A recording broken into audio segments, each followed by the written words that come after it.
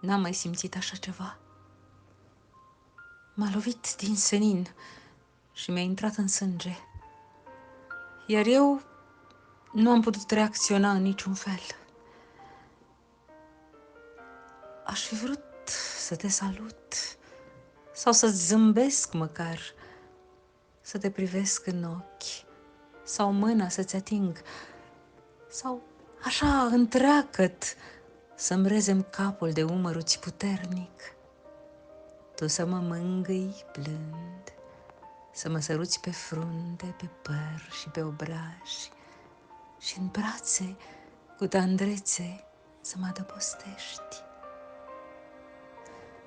Așa încep, probabil, iubirile normale, povești pe care îndrăgostiții zilnic le trăiesc. Tu m-ai robit pe mine încet, pe nesimțite, cu versul ce-ți scurge în vene în loc de sânge. Sedusă m-am lăsat de ploaia de metafore cu care zugrăveai iubirea ideală și încet, ca o liană, m-ai înlănțuit. Am devenit un vers al poeziei tale, o literă, o virgulă, un punct. M-am confundat cu tine și te-am iubit, deși nici nu te cunoșteam. Te trăiam în fiecare zi și asta mă speria. Nu te vedeam, dar erai lângă mine. Nu te auzeam, dar vocea îți iubeam deja.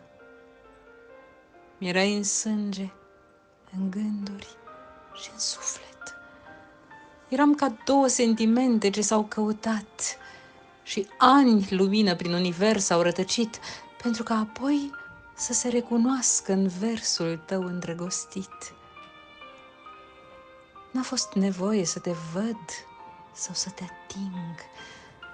Deja te respiram complet și iremediabil. M-a lovit din senin și nu m-am putut împotrivi.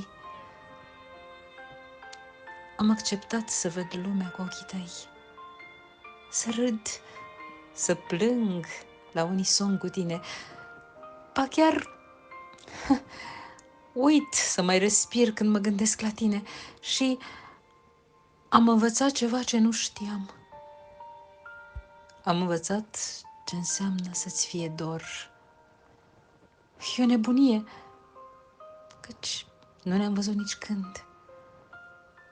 Dar tu îmi curgi prin vene ca o poezie. Așa e dragostea. Atunci sunt fericită că m-a atins într-un sfârșit și te aștept, iubite. Vino lângă mine.